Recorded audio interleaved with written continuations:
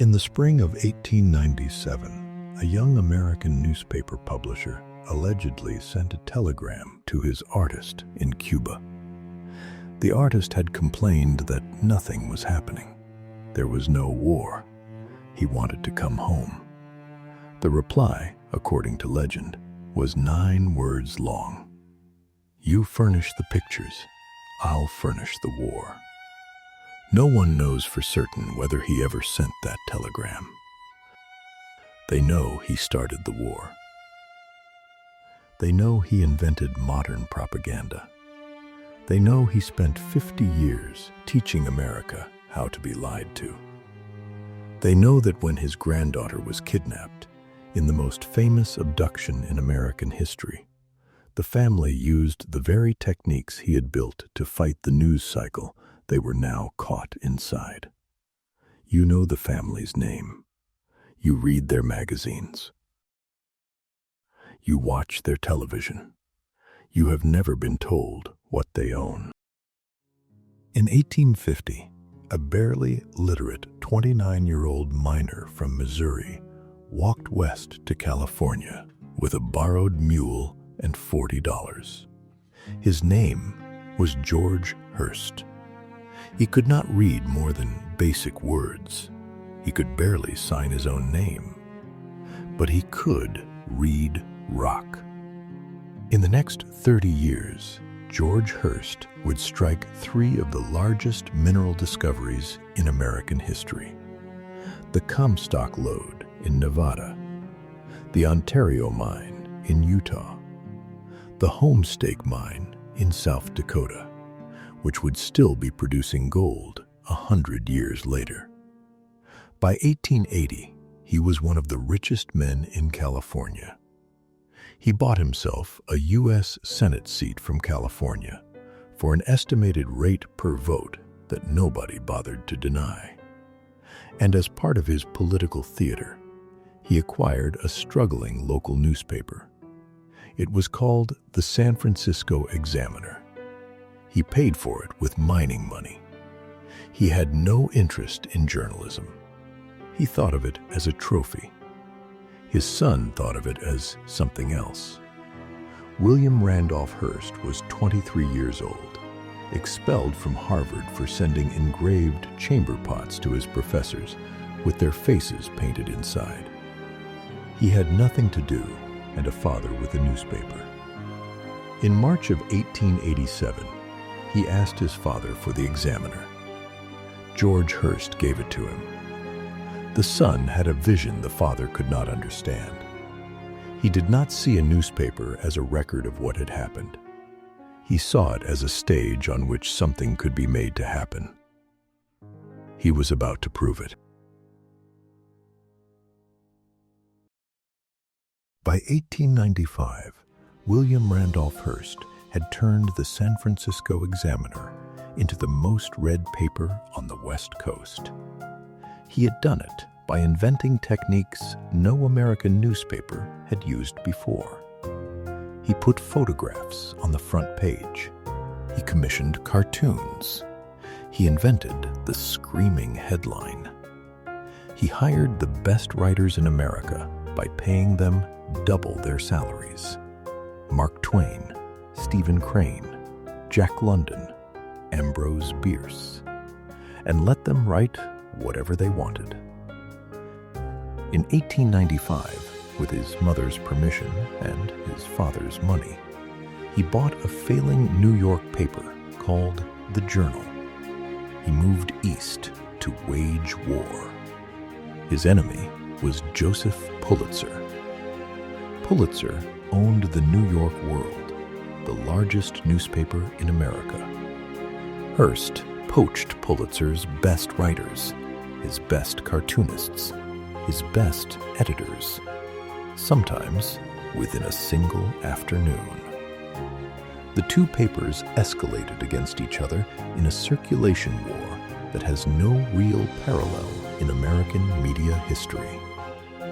Bigger headlines, wilder claims, looser standards on what was true.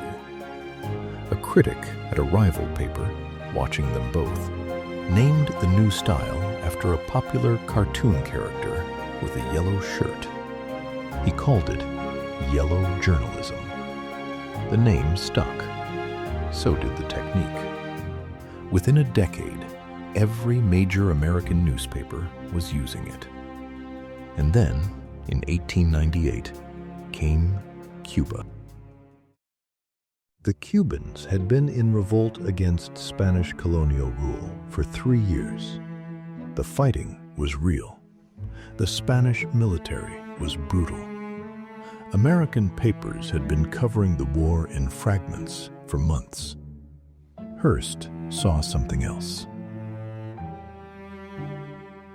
He sent his correspondents to Havana with instructions to find atrocities. When they could not find enough atrocities, the journal printed atrocities anyway.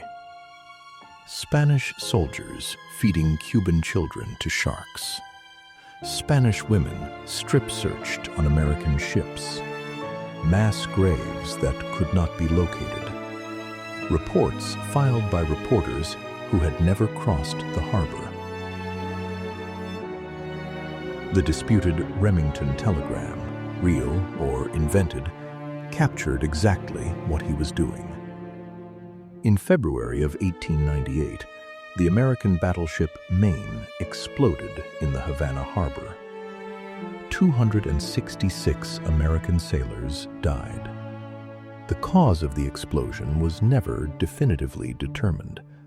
Modern engineers believe it was almost certainly an accidental coal bunker fire that detonated the ship's own ammunition. By the next morning, Hearst's headlines blamed Spain. For 2 months, his papers ran, "Remember the Maine," across the front page every day. Pulitzer's papers matched him. Other papers followed. President McKinley, who did not want a war, was pushed by public opinion that had been deliberately manufactured. In April of 1898, the United States declared war on Spain. 3 weeks later, while American troops were still landing in Cuba, William Randolph Hearst printed a headline on the front page of the New York Journal. It was not disputed. It was not later denied. It read, "How do you like the Journal's war?" The war lasted 4 months. 3,000 American soldiers died, most of them from disease. Tens of thousands of Cubans died. Spain lost its empire. The United States acquired Cuba, Puerto Rico, Guam, and the Philippines. Hearst spent the rest of his life trying to convert the power he now had into political office. He won a seat in Congress. He ran for mayor of New York twice and lost. He ran for governor of New York and lost. He ran for the presidency in 1904 and lost the Democratic nomination. The man who could shape public opinion could not be shaped by it. So he turned instead to building a private kingdom. In 1919, William Randolph Hearst inherited his mother's California ranch. 260,000 acres of coastline. He hired the architect Julia Morgan and began building a castle. It would have 165 rooms, a private zoo, 2 swimming pools, fragments of Roman temples imported and reassembled. He called it La Cuesta Encantada. Today, it is a state park, and you can tour it. He filled it with his mistress, Marion Davies, an actress 34 years younger than him, with whom he conducted a 30-year affair while remaining married to his wife. He filled it with Hollywood. Charlie Chaplin came. Winston Churchill came. Calvin Coolidge came. In 1924, the silent film producer Thomas Ince died on Hearst's yacht. The official cause was a heart attack. The persistent rumor, never proven, was that Hearst had shot him by accident, having mistaken him for Charlie Chaplin, whom he suspected of an affair with Marion Davies. The witnesses, including the journalist Luella Parsons, never spoke of it again. Parsons received a lifetime contract with Hearst's papers shortly afterward. In the 1930s, Hearst instructed his correspondents in Berlin to report favorably on Adolf Hitler. The papers softened. In 1941, Orson Welles released Citizen Kane. Hearst spent millions trying to suppress it.